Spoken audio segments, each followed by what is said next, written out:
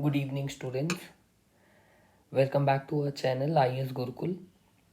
This is the second video of the sequence of videos that we are going to upload on our channel regarding the current affair and analysis of the Hindu newspaper for 9th November 2024.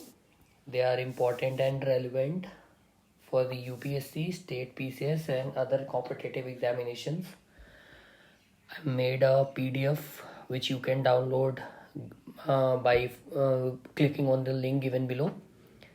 There are 2-3 important news, 5 actually, where we can, have some knowledge and insight about what is happening around in India and what are the important aspects that we need to cover while addressing our questions. There are some news in which we are going to study about its static part, like in Lokpal and Lokayukt and SEBI. What is the news, why they are in news, what is the basic aspect that we need to cover. सब basically हम cover करने वाले हैं इस पूरे video में. बहुत ही descriptive और बहुत ही ल्यूसिड लैंग्वेज में ये PDF क्रिएट किया गया है so that it can help everyone in a better way. Right, so let's start. First news deals with the tiger population in India. As you can see, the tiger population in India triples in Assam's Manas National Park. There's a national park in Assam. There are 2-3 actually. One is Kaziranga, there's in Manas National Park. Here the tiger population triples. This is why it is in news. So we need to understand what is the geographical area of this national park, where it lies. See, whenever UPSC or any reputed government examinations ask any question based on the national park, either they ask directly that this national park is in which state, right? Or they ask the geographical aspect of that national park, right? Which river flow through it, what are the boundaries that it shares with, north boundary, west boundary, east boundary. So you need to understand what is being asked, then you can target the actual question in the examination. So Manas National Park is a very famous kind of national park. So I hope they are not going to ask the direct question that where national park is, where the Manas National Park actually is, because we all know that it is in Assam.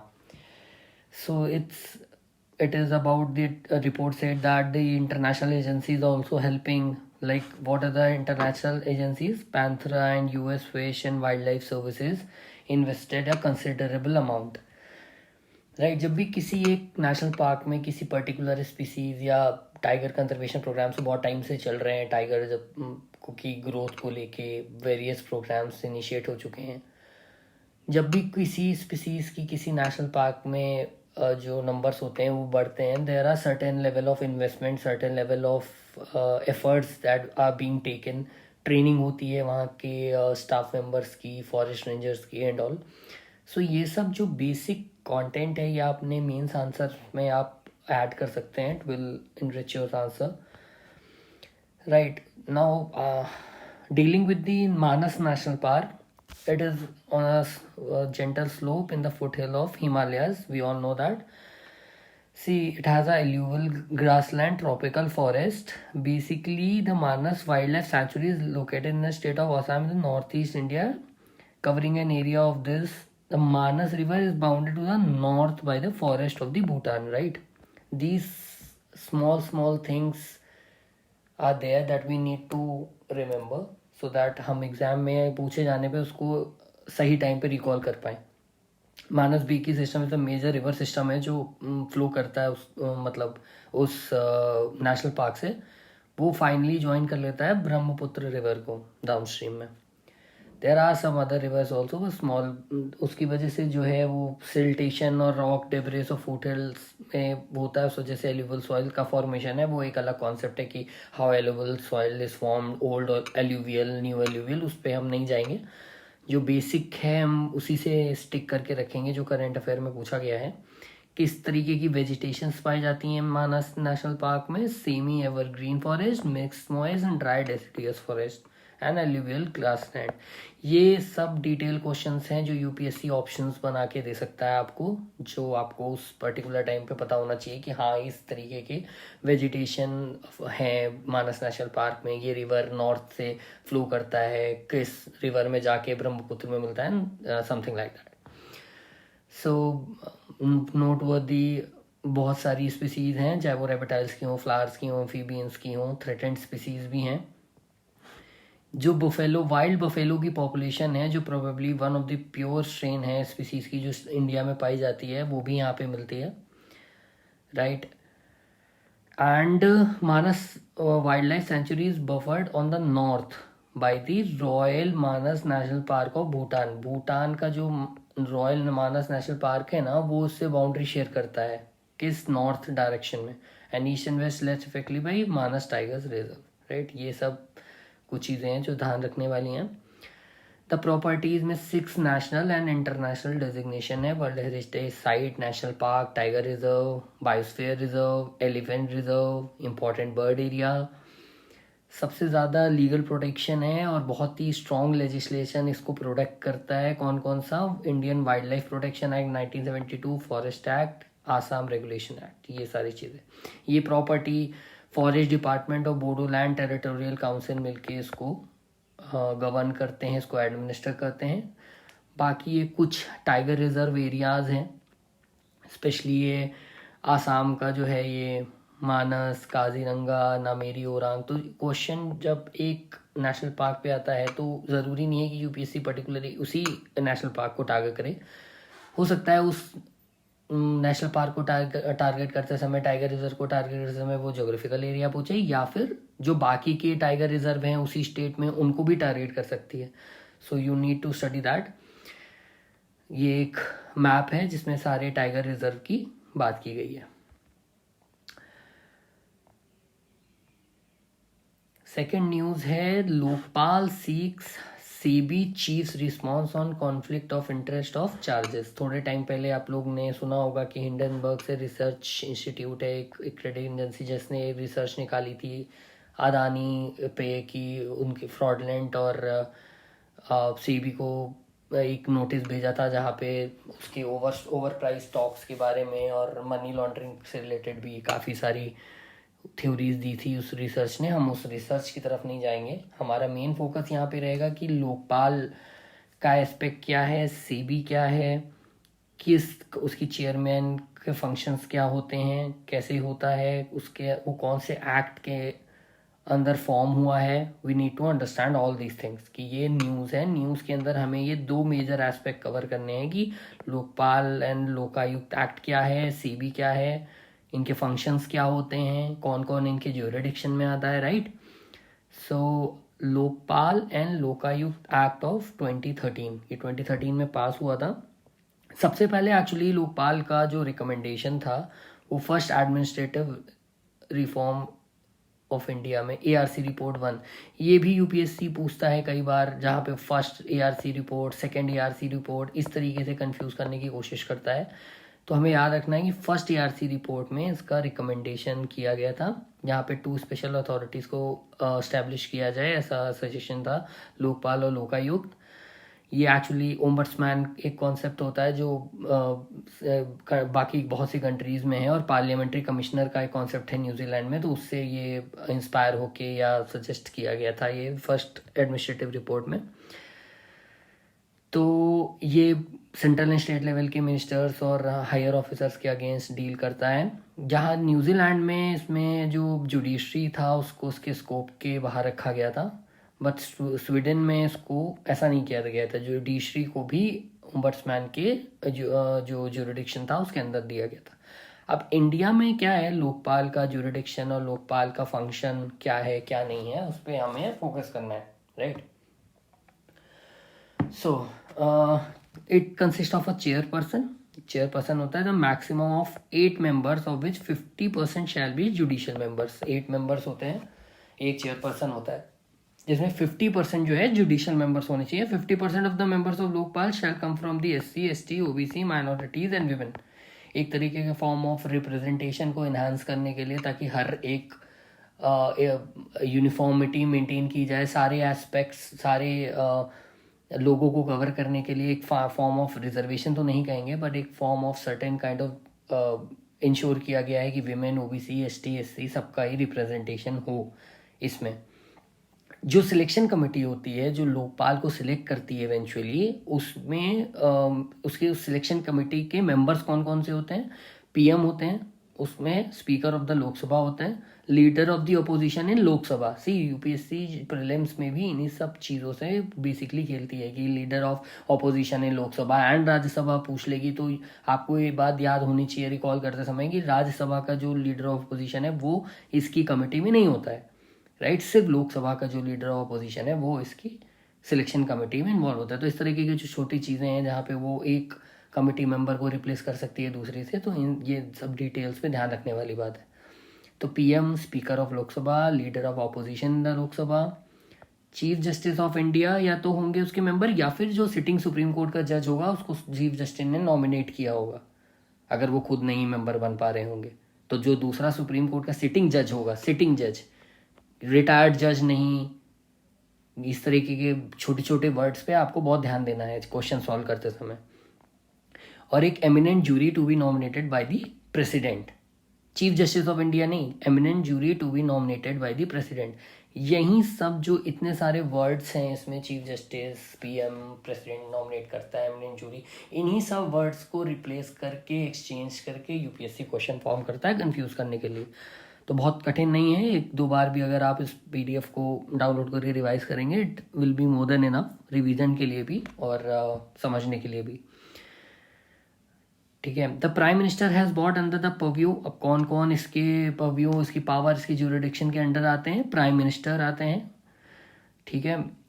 लोग कुछ subjects हैं जो उनके handling के बाहर रखे जाते हैं, पर ओवरऑल एस्पेक्ट कवर करने के लिए प्राइम मिनिस्टर को भी इसके परव्यू में डाला गया है। Lokpal jurisdiction will cover PM, ministers, member of parliament and all categories of public servant including group A, group B, IAS, IFS, IPS, जितने, group D officers and employ of the government on. अब अगर CVC complaint करती है लोकपाल से तो कैसी report जाएगी? Group A और ग्रुप बी के प्रोसीजर में थोड़ा सा डिफरेंस है, जहाँ पे लोकपाल के पास डिसीजन लेने की फर्दर पावर होती है, जबकि ग्रुप सी और ग्रुप डी के कॉन्सेप्ट में क्या है कि CVC will proceed further in the exercise of its own power. इसमें सीवीसी एक्ट करता है अपने पावर के अंतर्गत अगर सी और डी के रिलेशन में कंप्लेंट की गई है, जो सीवीसी ने रिफर की हुई है लोकपाल को।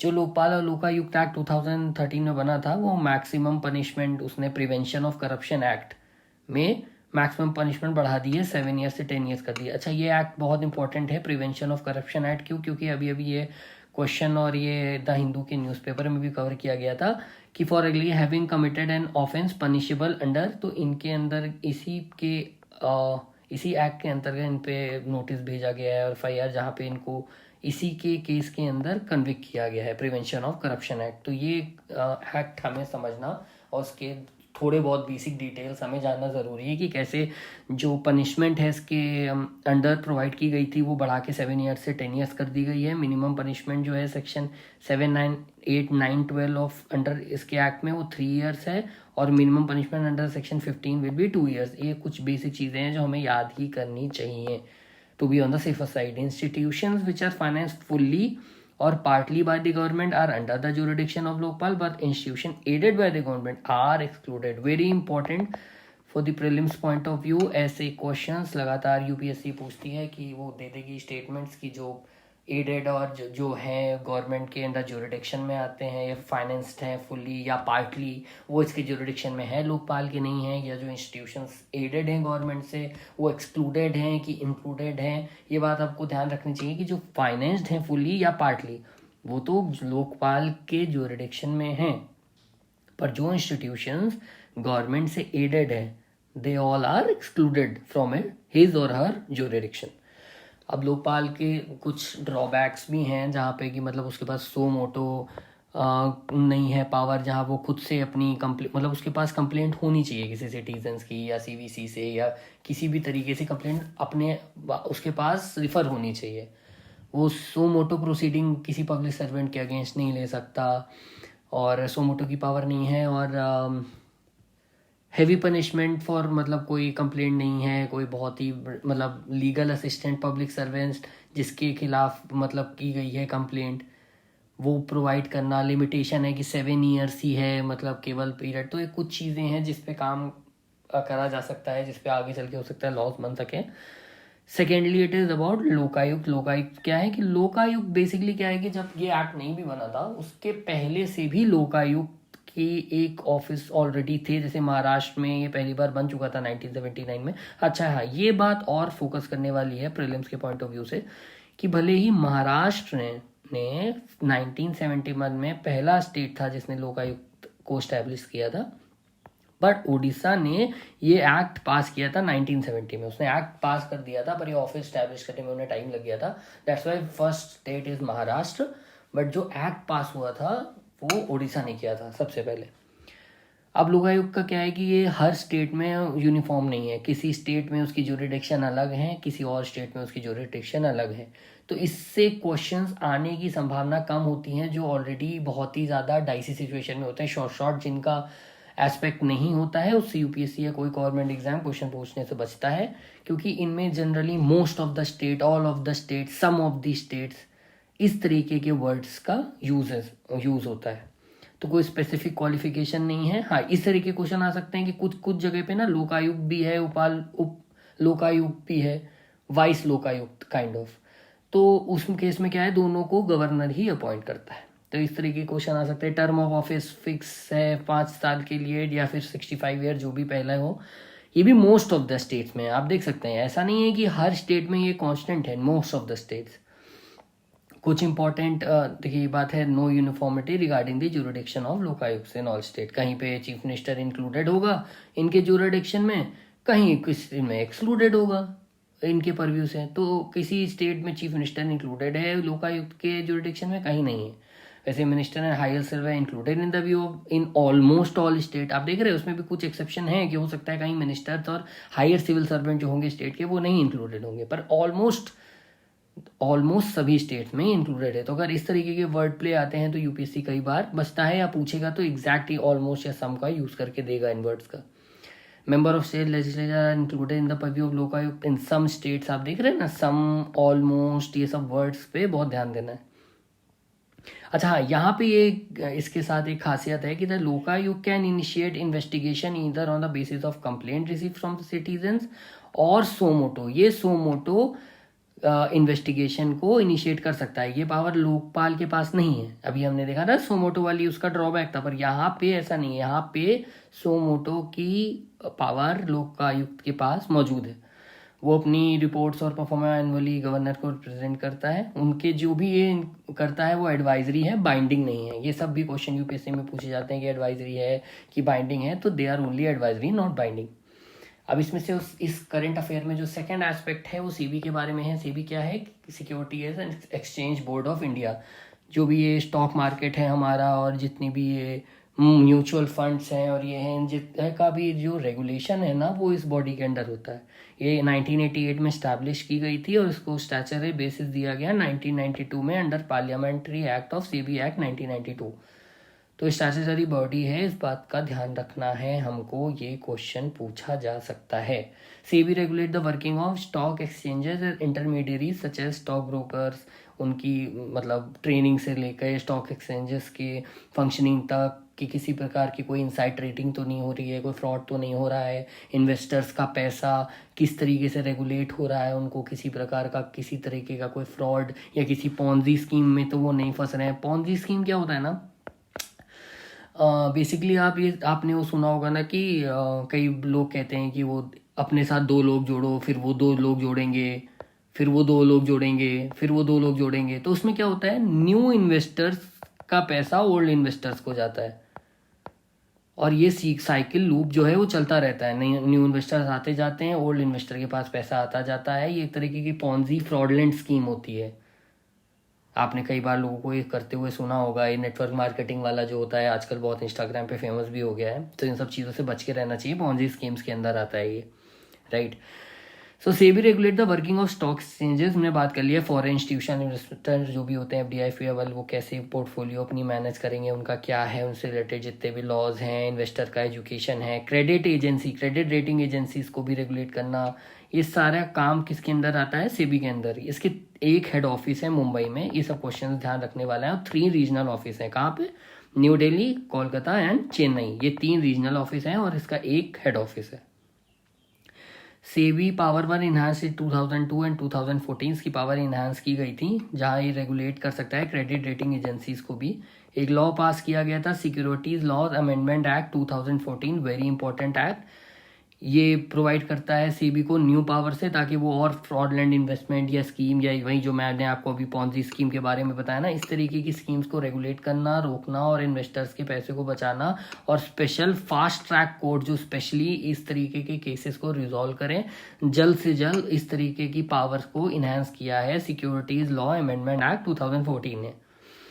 Right, the investor protection measure कुछ लिए हैं, एक स्लोगन है इनका, an inform investor is a safe investor. ये आप किसी भी, जैसे स्टॉक मार्केट से रिलेटेड क्वेश्चन आया यूपीएससी में, या आप इकोनॉमिक्स से जहाँ पे इन्वेस्टमेंट रिलेटेड किसी भी तरीके के क्वेश्चन में इस तरीके के कोड यूज कर सकते हैं to start your answer. Introductory part में ये अच्छा इंपैक्ट डालता है, एनरिच करता है अपने आंसर्स को, कि investor grievance redressal program, investor protection fund, इस तरीके के काम बहुत किए हैं मतलब सेबी ने।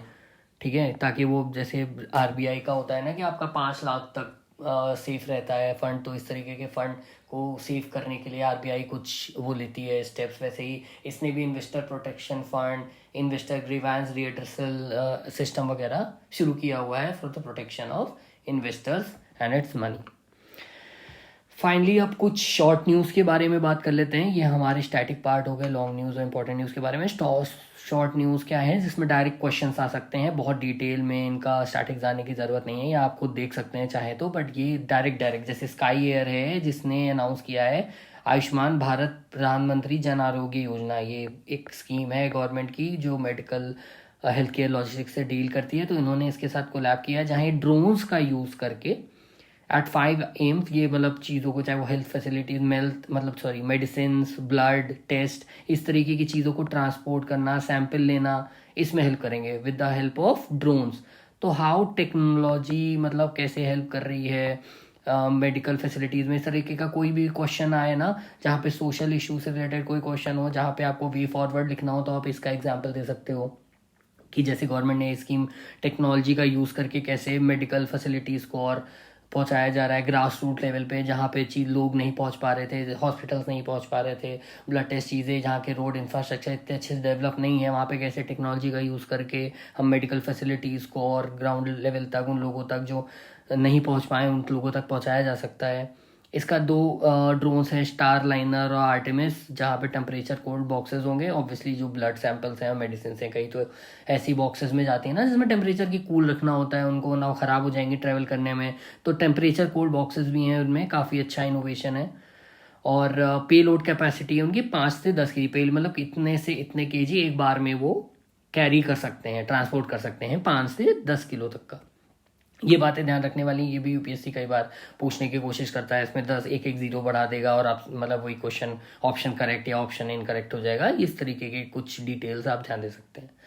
सेकेंड न्यूज़ है staying cool but with clean tech global corporation. ये मतलब पहले भी बहुत बार हुआ है भाई, जब मॉन्ट्रियल प्रोटोकॉल और किगाली एग्रीमेंट हुआ था, जहाँ CFC और उस पर बैन लगाने की बात हुई थी कि कूलिंग फ्रिज के भी बहुत सारी ऐसी कूलिंग अप्लायंसेज हैं हमारे पास जो ओजोन लेयर के डिप्लीशन के लिए रिस्पॉन्सिबल है, और ये वो तो उसी से रिलेटेड क्वाड में एक विलिंगटन डिक्लेरेशन हुआ था। इस पर डायरेक्ट क्वेश्चन आ सकता है कि विलिंगटन डिक्लेरेशन किस पे बेस्ड है, किससे रिलेटेड है, जहाँ पे हम लिख सकते हैं कि वो मतलब sustainable energy solution particularly focus on high efficiency cooling system से रिलेटेड है। तो इस तरीके के डायरेक्ट क्वेश्चन यूपीएससी पूछता है कि ये डिक्लेरेशन किससे रिलेटेड है, किस बात से रिलेटेड है। तो इसके केस में आप चाहें तो इस मॉन्ट्रियल प्रोटोकॉल और किगाली अमेंडमेंट के बारे में भी पढ़ सकते हैं एनवायरनमेंट से।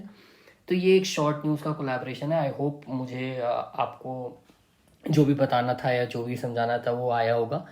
और कोई भी सजेशंस आप कमेंट में लिख सकते हैं, यू आर मोस्ट वेलकम। और ये PDF आप नीचे दी गई लिंक में डाउनलोड कर सकते हैं। ऐसे ही हमारे डेली वीडियोस आते रहेंगे जो एनालिसिस पे बेस्ड होंगे न्यूज़पेपर के, और जो इम्पोर्टेंट करंट अफेयर्स होंगे उनके। Thank you so much, and please like, subscribe, and comment. Thank you.